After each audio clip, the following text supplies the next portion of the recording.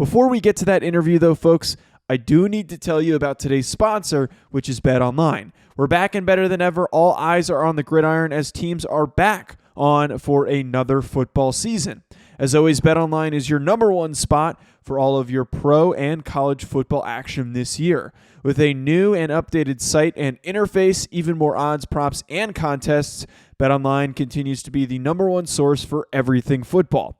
Head to their website or use your mobile device to sign up today to receive your 50% welcome bonus on your first deposit. Don't forget to use promo code BELIEVE to receive your bonus. From football, basketball, boxing, right to your favorite Vegas casino games, don't wait to take advantage of all of the amazing offers available for the 2021 season. BetOnline is the fastest and easiest way to bet on all of your favorite sports. BetOnline, where the game starts. Welcome back for another interview for a 2022 NFL Draft prospect. I'm talking to a young man, Vaughn Taylor, defensive end, edge defender out of Morehead State, currently leading the FCS as we're recording this on October 18th in tackles for loss, among also the sack leaders, top 30 in the nation. Vaughn was originally at University of Kansas and now is a dominant player at Morehead State and has been a dominant player now for 3 seasons, including this past spring. And then 2019 was his real big breakout after playing a little bit in 2018. Vaughn, I appreciate you hopping in, man. How's everything been going? Pretty good. How about yourself? It's awesome, man. I really appreciate it. Again, I know it's taken us a little time to be able to get connected, but I'm really excited about this because for my money, you're one of the top pass rushers, not only on the FCS level, but I think you're one of the more natural guys in the entire nation, to be honest with you. So I'm really excited to be able to highlight you as one of the top defensive ends, pass rushers in the 2022 class, and a guy that I think on the small school ranks that guys really want to get to know a little bit and to be able to, I mean, you can go on ESPN right now, you can look at the tackle for loss leader and you know that it's Mr. Vaughn Taylor. So gonna want to start you off, Vaughn. I usually try to do this as more of a journey to where you've gotten. So I wanted to go back. I kind of dug into a little bit of your background as far as Friendship Collegiate Academy. I think it was in Washington, D.C., if I have that correct. And it is I looked at some of these stats, man. I'm like, I think senior year, 23 sacks, some crazy number. I went to the Max Preps page and I was looking at, just the numbers and all that good stuff. And I saw it in the bio as well for Morehead State. So obviously you originally chose to go to Kansas. If I have it correct though, and correct me if I'm wrong, I think you were a walk-on originally. So I would love you to just give me a little context as far as the recruiting, how you ended up at Kansas originally. Okay, well, the walk-on situation, that was correct. So originally, coming out of Friendship, which has a lineage of NFL players from Jermaine Carter to Yannick Ngakoue, and guys of that nature. I was originally, kind of undersized guy. I was playing defensive end around 190 pounds. So a lot of bigger schools weren't really taking that chance with me, not knowing if I would be able to hold the weight. So I originally went ahead and committed to the Naval Academy. After committing to the Naval Academy, I kind of talked over with my family again, and me, being in the Navy with the aspirations of going pro, those things kind of didn't line up. So I ended up contacting Coach Jesse Williams, who was the defensive line coach up there at the time, and trying to go ahead and see if I could get up there because he was originally recruiting me at Ohio University when he was with the Bobcats. What happened was I ended up committing late. So they told me, you'll have to be a walk-on for the year. And I had no problem with that. I was confident in my abilities. I ended up going up there being one of 2 of the last guys to get there. Ended up working my way up the depth chart with, guys along the names Dorrance Armstrong, Daniel Wise, and was really one of the only true freshmen to play actual defensive line up there. So then after that, things really didn't work out as far as like scholarship wise moving forward. And I didn't want to have my mom, in the bind. So I ended up just going ahead and say, okay, I'm gonna go ahead and leave and try to go ahead and play right away. And that's what I did.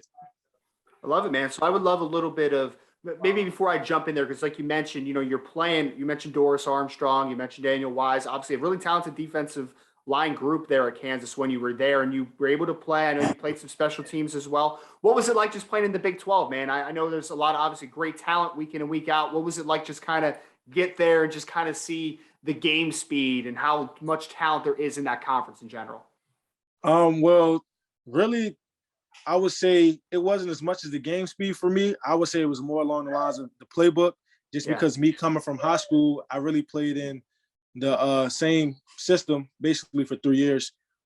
With my sophomore year, me not really playing that much. So I really played in the system 2 years with a year to study. So that was pretty much the hardest part, just learning the playbook. Being up there with the guys like Dorrance, Daniel, and the rest of the guys, they made it kind of easier on me, just watching film, quizzing myself, having quizzes on what we see, who likes to run what out of what formations, things like that. Gotcha, man. And obviously, so you take your next step in the journey. You eventually end up at Morehead State. Talk to me a little bit about that transition, though, when you were deciding to leave Kansas, because obviously, like you said, the scholarship situation didn't work out. What was that recruiting process like? Were you reaching out to schools? Were schools reaching out to you? And what other schools were you talking to? And why ultimately was Morehead State the best spot? Well, I actually had a cousin that played here already. So that was kind of like more of a natural transition. I had a cousin that played here. I had a couple other guys from the Washington, D.C. area that was playing here. So my thing was I wanted to play right away. I didn't want to go the JUCO route.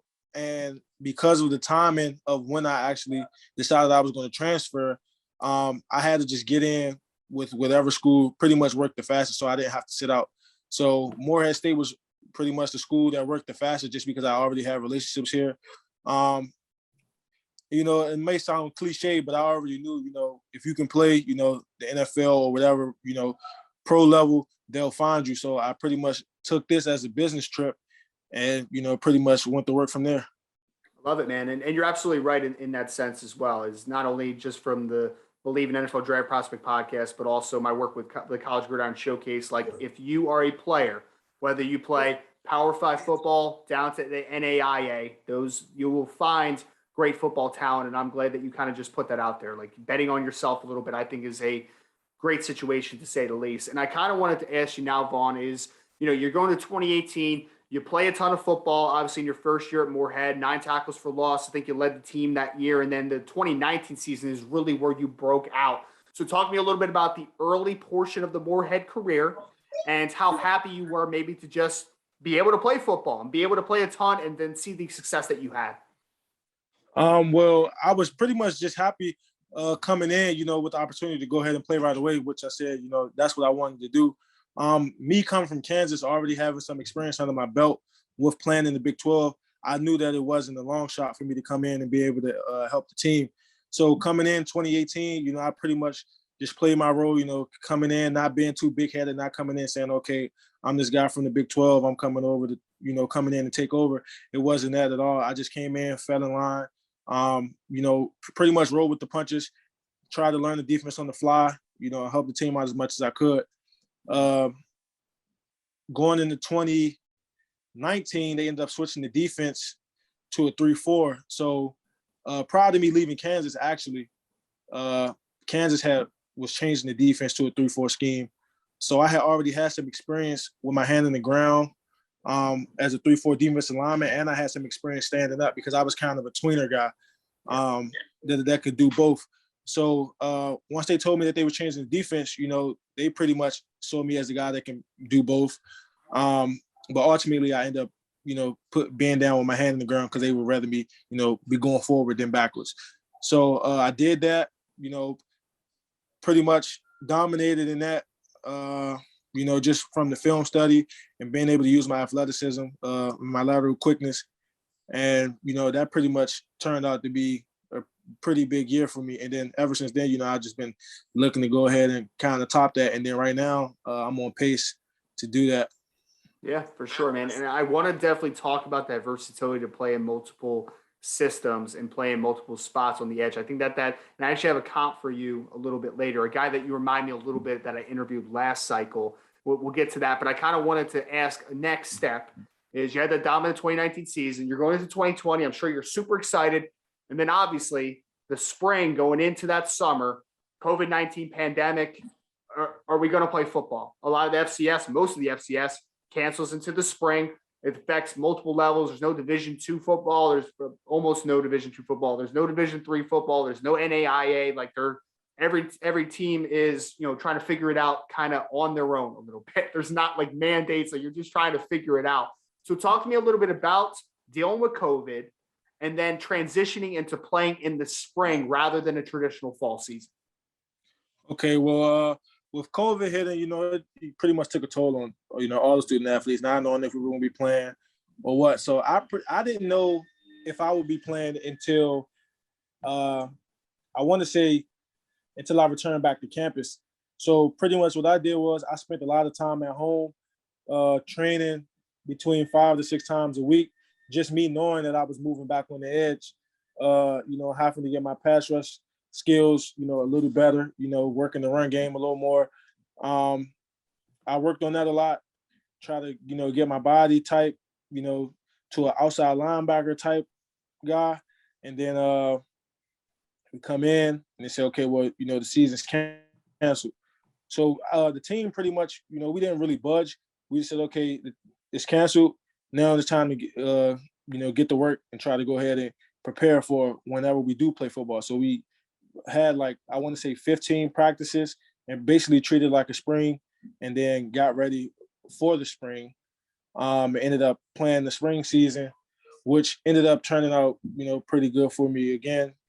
I felt like I could have did better, but unfortunately I missed one of the bigger games, which was JMU, due to contract tracing with COVID. So I ended up only playing 6 of the 7 games in the spring. But I was ultimately able to help my team, be above 500 for the first time, in a little bit. So that was something that I was really excited about coming into this fall. Yeah. And obviously you were, again, very productive in that spring season. So I would love to hear your insight into this, because this is something I've asked guys before, and I think it's a really interesting conversation. What is it like being probably the only players to ever play a spring season for one? That's pretty insane when you think about that. But then also to transition right from spring to go into a fall season where usually spring, you have your spring practice, then you're going to lay low for a little bit, do your off-season workouts, you're going to get into summer, do all that good stuff. But you're literally going from spring season to fall season. What was that like? Well, for me, mainly, I just knew that the spring and this fall was really important, especially for a guy that wants to play at the next level. So what I did in the spring was, on top of the treatments and everything that we have up here, I would go once a week and go get a massage from one of the massage places out here, just trying to take care of my body as much as I could. And then once the summer came back around, I just trained, got in the weight room a lot, just trying to, build my body back up.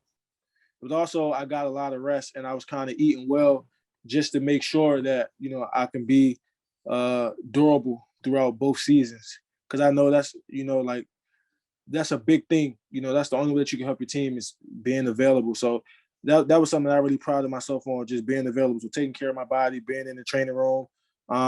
Even if it was something minor, I was going in and, speaking to our athletic trainers about it, just to make sure I would be ready to go for this fall. And I love the numbers that you have so far, obviously 6 games and 42 tackles, 15.5 tackles for loss. We talked about that leading FCS football right now, 6.5 sacks and another 7 quarterback hits. So you are getting after the quarterback. You are making a lot of plays in the backfield. And you just said the spring was nice because we had a winning season for the first time in a little bit. You guys are 4-2, 3-0 in the conference right now. So obviously really good stuff early on. Take me through the season a little bit. How has it been for you so far? And just how happy are you with not only your performance, but the team's performance?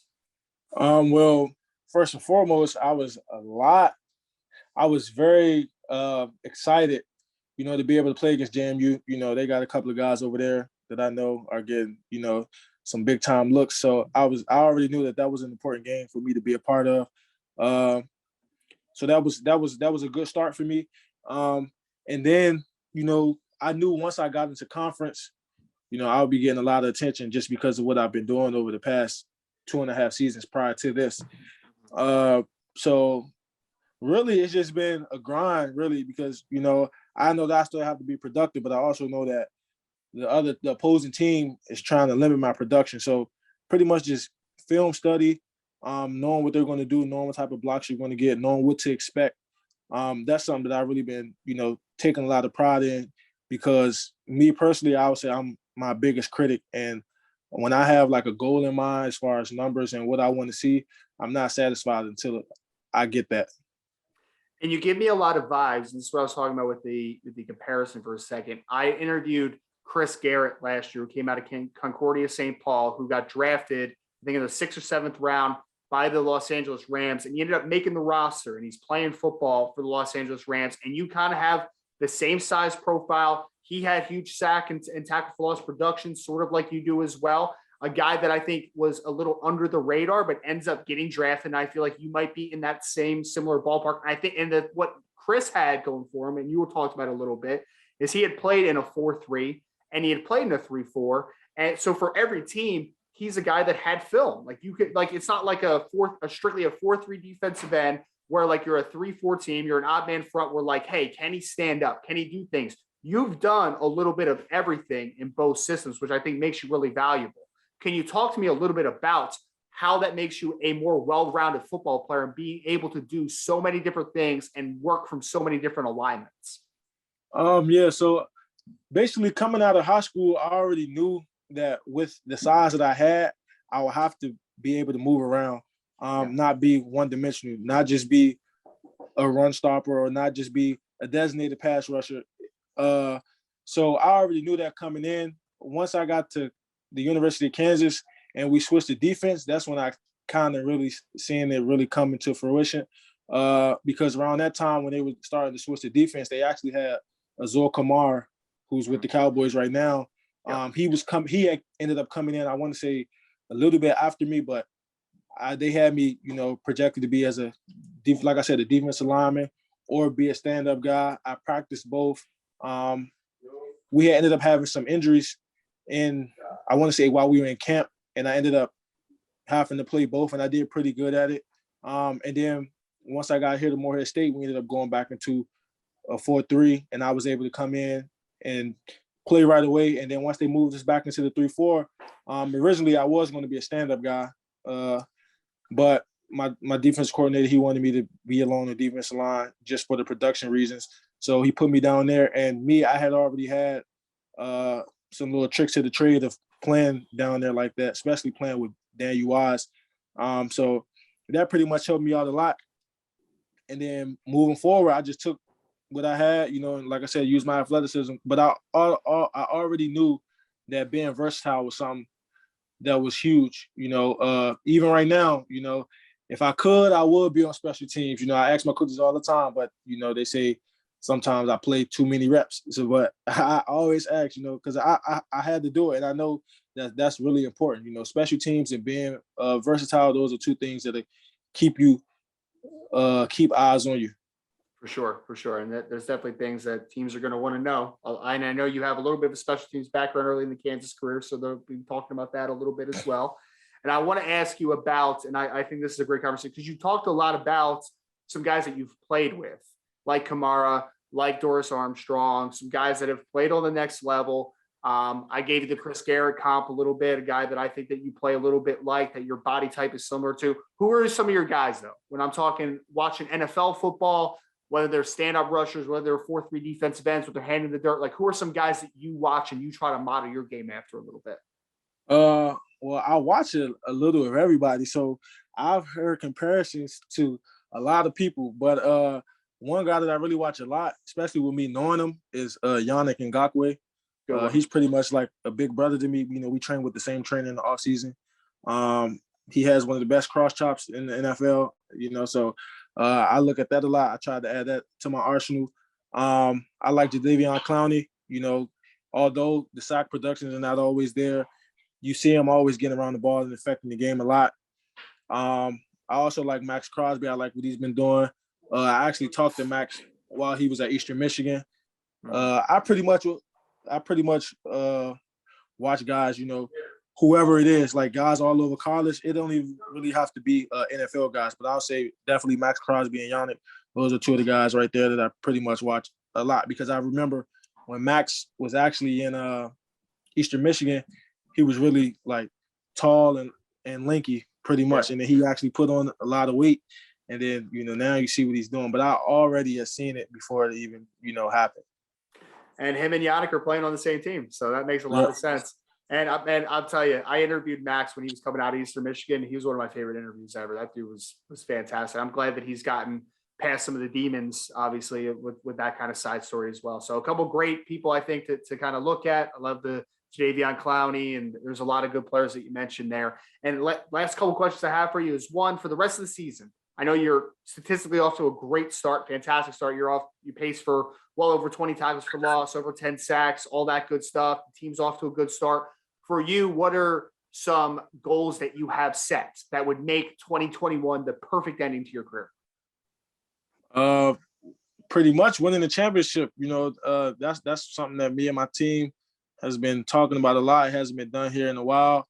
And basically just create a new culture. I feel like that's something that I'm really satisfied that I get the opportunity to do. Help create a new culture. I know, especially coming from like a program like Kansas, like the culture maybe wasn't the best there, but you seen up there, it was a lot of things that were done the right way, and it's a lot of things that you have to do the right way to even have a chance to be able to have a great culture. So like some of the things I learned up there and bringing it here, and just trying to help other guys. That's what I like doing. A lot of the young guys, a lot of the mistakes that I made when I was younger, or a lot of the things that I did when I was younger, I like helping them grow and not beat themselves up about that. So I feel like us winning the championship, and then helping develop the younger guys, I feel like that would really make the rest of my year right now. Of course, statistically, I have those goals, but I feel like, winning that championship and having that the main thing is something that'll really make my year. And then last question I have for you, obviously, I'm a guy that thinks that you're definitely going to get an opportunity to play on the next level. You're at least going to get a long look. And from that opportunity is it's fully in your control to make best of it. So I want to ask you a little bit about, when did the NFL become a dream for you? And number two, what type of blessing would it be if next year you're able to make a roster and you're able to make that dream come a reality? Well, I would say the NFL has been a dream ever since I can remember, really. And pretty much ever since I had my eyes set on it, I want to say my junior year of high school, I had maybe about 8 sacks. And I was like, okay, I want more, And then my 12th grade year, I kind of went off.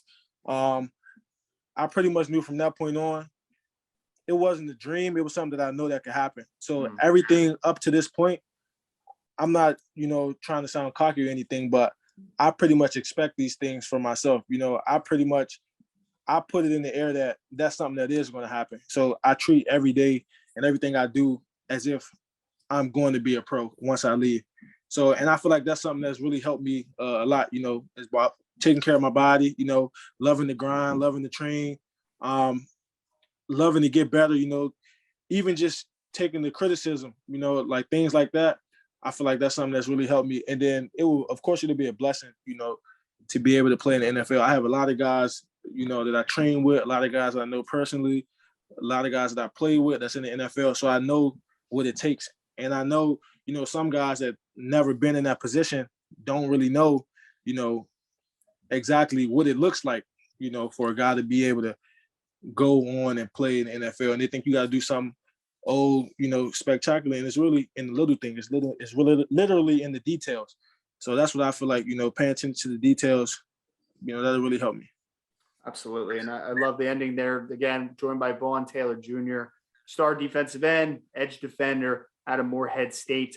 Vaughn, this was fantastic, man. I always love digging into the backgrounds and the bios and all that type of stuff, but being able to just kind of hear it firsthand and be able to talk to the person, in the interview, I really always enjoy that so much. And I enjoyed getting to know you a little bit. So thank you so much. Wishing you the best of luck the rest of the season, man. I really appreciate you hopping on. Thank you. Appreciate you for having me.